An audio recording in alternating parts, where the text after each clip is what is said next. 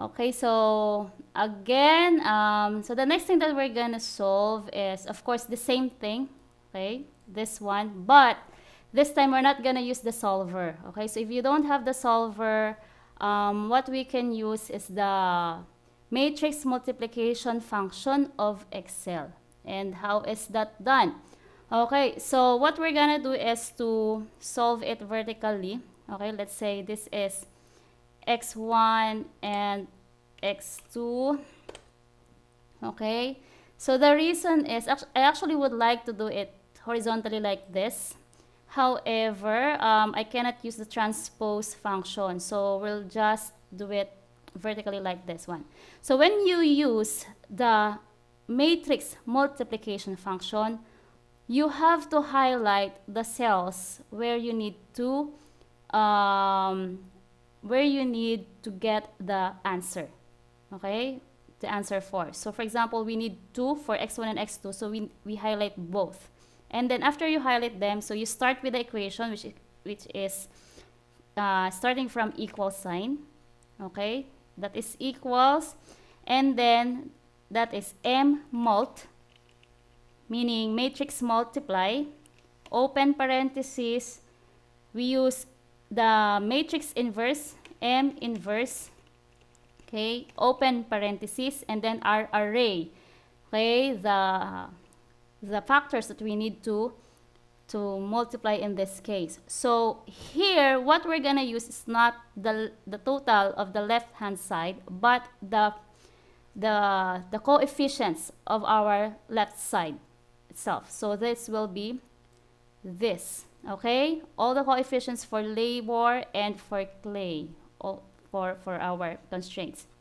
Okay, and then close parentheses, comma, and then our second array for matrix multiplication, which is this one. Okay, our right side of the equation, close parentheses. Now don't just hit enter. Okay, what you need to do is to hit all together, shift control enter. Okay, take note of that. Shift control enter, and there you have it. Okay, 24 and 8, and both of the cells are filled. What if you just hit enter? Okay, if you just hit enter, you will only get the answer for x1. Okay, so we cannot get the answer for the other cells. So you hit shift control enter.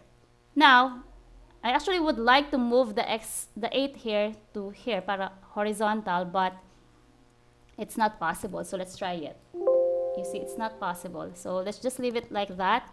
And this one actually is not just the, although this is the answer that we're looking for, but when you use the matrix multiplication function, it's not exactly the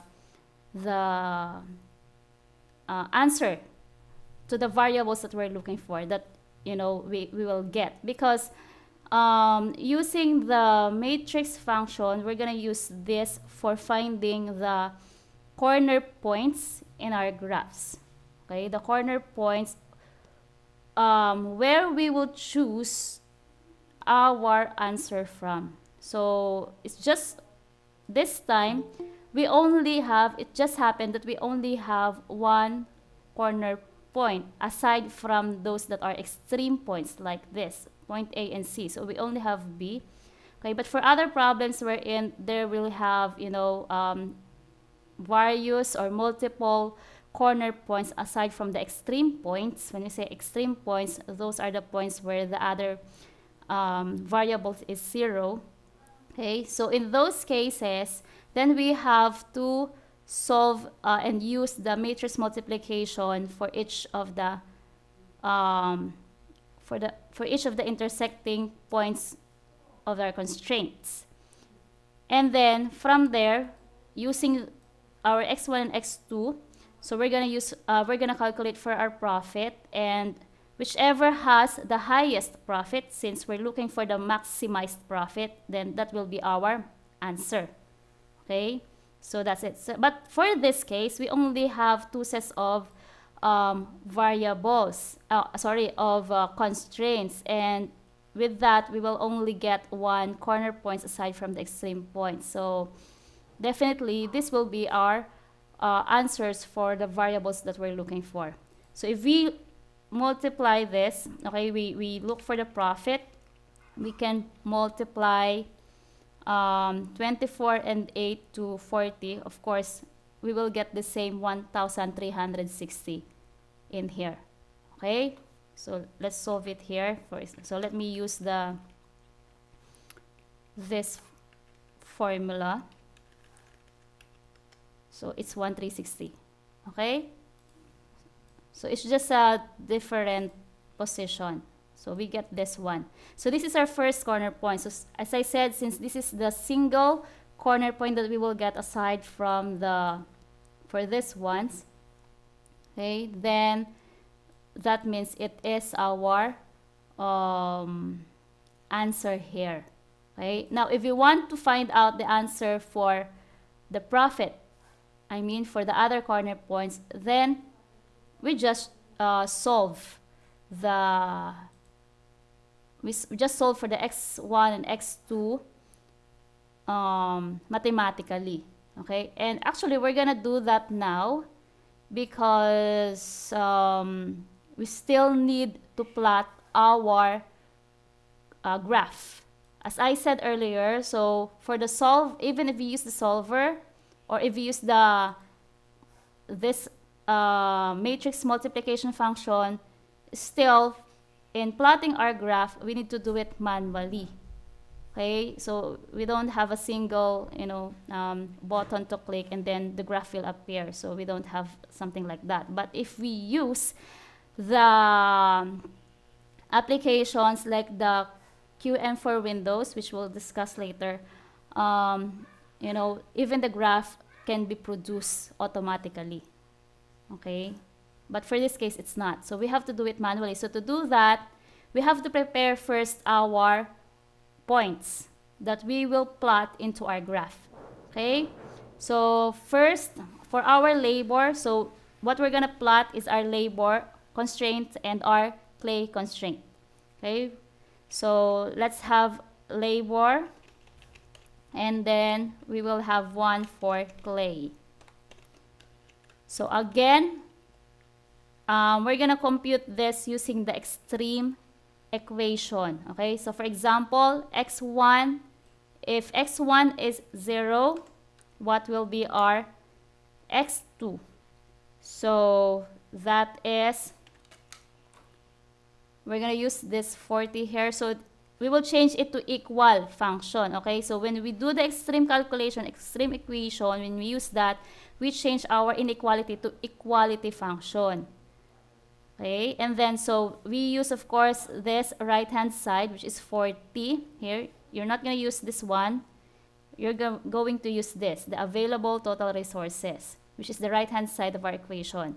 So this one divided by 2. Okay, because this one here will be automatically, our x1 will be automatically 0. So definitely to get x2, you have to divide our right hand side to the coefficient remaining in our right hand side. So 40 divided by 2, you will get 20 in here. Okay, so if you check that, that should be, let's now use some product this time. Okay, that will be this times this. Okay, and we should get 40, so equals 40. Okay, and then what if x2 is 0? So let's find x1 by assuming that x2 is 0. So that will be 40 divided by 1, and that is 40. Okay, so we should be able to get the same solution there. So you see I added $sign so that I can just copy in here. Okay, and we get the same answer, 40.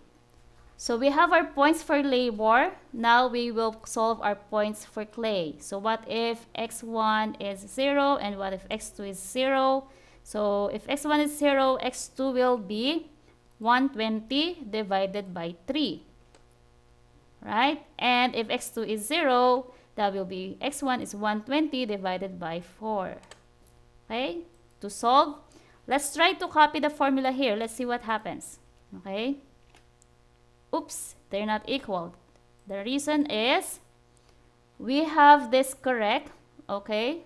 The points for clay, but this one, it remains with labor. So you see what happens when we, when we have the dollar sign. So it will not move, okay? Wherever you put it, so this will not move. So it's either you drag it like this or you change from here. So let's just drag it like this, okay? And it will change automatically. And now that we have this one correct for clay, we can just copy it to the next function or equation. All right? So that's it. So we have our labor and clay. Now we can graph them. All right? So how do we graph it? So in graphing, we should be able to get the same graph like this. So now let's try to graph it. So when you graph it, we highlight the first line that we want to put in the graph.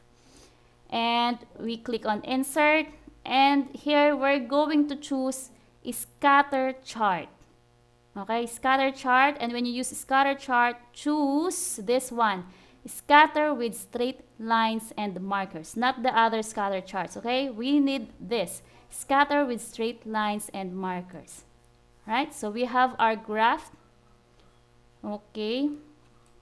So, before we continue, before we move on, let's first check if our points are correct. So, our x1 should be, our x1 is the one in the x-axis. So, that should be 0 and 40. But you see here, it's 0, 20. And the one in our y-axis, which is our x2, is 40, 0 instead of 20, 0. So we want to switch this. Okay, our rows and columns, we want to switch that. So what we want to do is go back here. Okay, select, right click, select data. Okay, or if you are still in the here, if you are in the design, you can just click select data, and there is switch column there. Switch row and column. But if you actually notice, beside here in the tools, okay, beside the select data, there's already the switch row and column. Okay, so if you're using the Excel, we can just click this. But if you're using WPS, these two are not available in the in this top part. Okay, so you have to right click and select data, and then you go to the whatever you want to do or choose. Okay, so we can just click this one. Okay, and there we have it. Okay, it's now switched. Our x-axis has 40, 0 point. Our y-axis has now 20 and 0 point. Okay, so we have our first, this one, first constraint line. So let's just add a legend. Okay, so that later on when we add the next line, will not be confused, we have the legend. So we want the legend, I just want to format this, I want the legend to be put in the at the bottom. Okay, so how to do it? Format legend, I want it at the bottom part. Okay, there, so that we can easily see.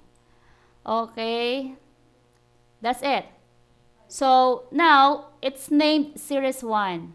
Okay, I want to change it to labor, okay, and not series 1. So to do that, let's go again to select data and then edit. Okay, the series 1 here is checked. We want the name to be changed to labor. So I click here on labor and okay, so it's now changed to labor. There it is. So our blue line is for labor.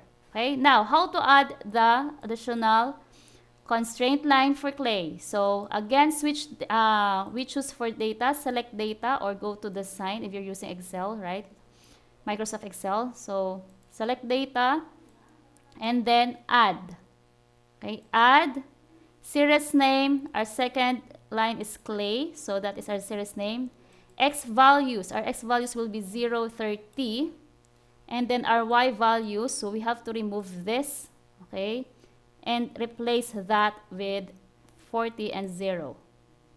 And there it is.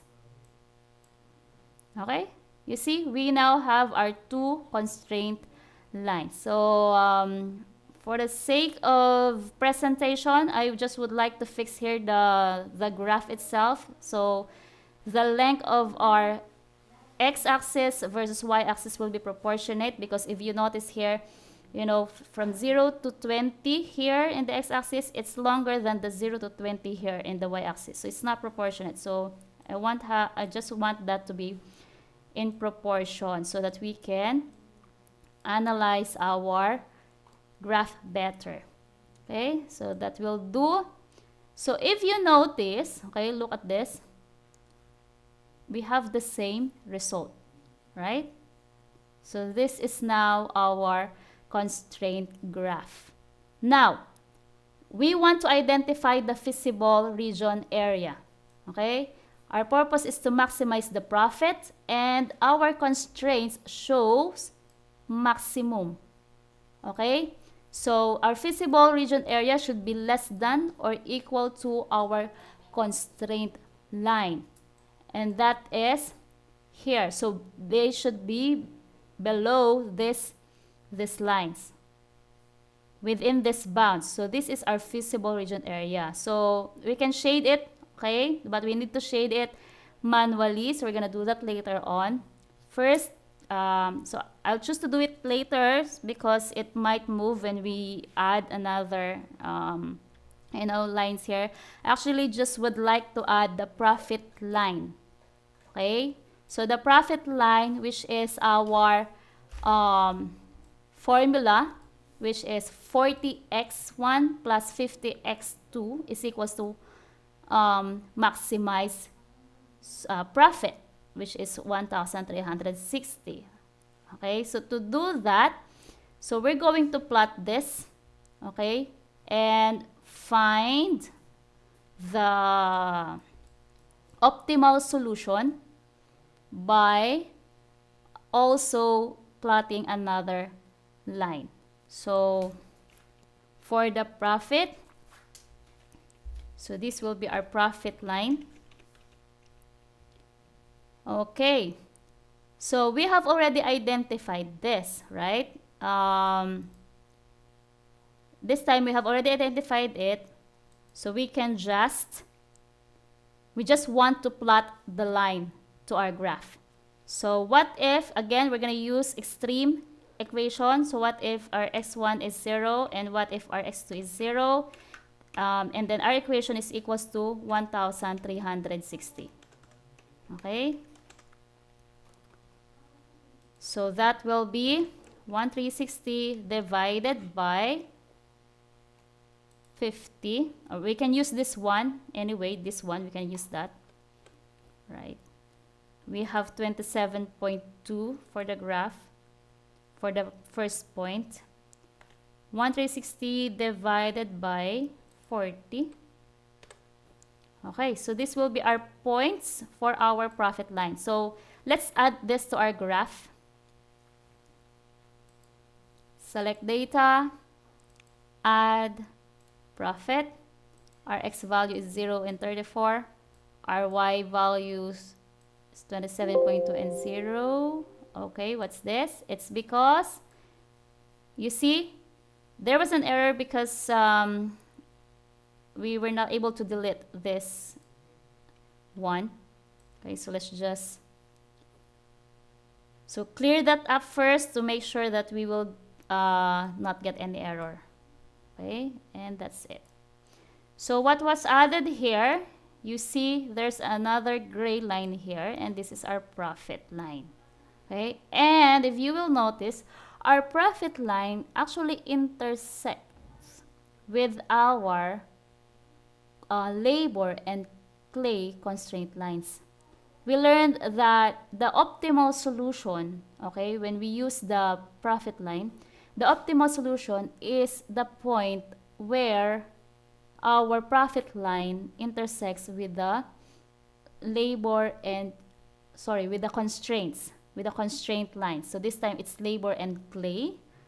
Okay, so meaning that is the maximum part wherein our solution is still within our feasible region. Okay, so this will be our solution now.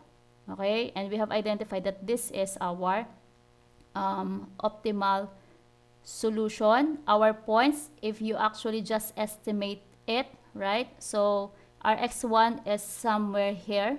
It's 24, so it looks right. And our x2 is 8. Okay, so if you estimate that, if you use a ruler, so it should look right. Okay, so that's how we do it in the graph. And then you can just put a label. So for example, let's say we add a text box. Sorry, where is that? Insert text. It's just very manual. Okay, and for example, max Z or max profit, maximize profit is equals to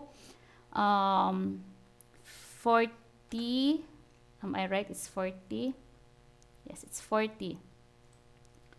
40 of x1 plus 50 of x2. That's it. So this is our line where, for example, our x1 is equals to 24 and our x2 is equals to 8. Very manual. We want to insert an arrow, okay, to tell which it is referring to. Okay, and then for our constraint line, we can just also insert another text box. So for example, the orange one, the clay, is our 4x1, 3x2. So that is 4x1 plus 3x2. 2 is equals to 120. And that refers to our orange line. All right, and then by the way, so let me just add another point in here for our profit line. So the profit line here, if we just write it like this, it will only refer to the gray line. So it doesn't matter where it points. But if we want to, since this is maximized, if we just put Z or profit, so it will go to this gray line. But since we put maximize Z, so it refers to this point, the optimal solution. Okay, so that's just another point. So let's just add another text box. So it's kind of time consuming doing this. Since Excel doesn't provide us with automatic graph for linear programming solutions, okay, so that is x1 plus 2x2 equals 40. So x1 plus 2x2 equals 40. Okay, so why do we use equals? Because we're referring to the line itself. Okay, if you want to get the feasible region, so this is this region, everything that is below our constraint lines, then we can just shade it. To shade it, let's use the freedom shape. So we can get the exact, right here, everything within the bounds, constraint lines. Ayan. And there it is. Okay, so this is our feasible region the shaded part. All right, and that's it. So let's just add here visible region, right?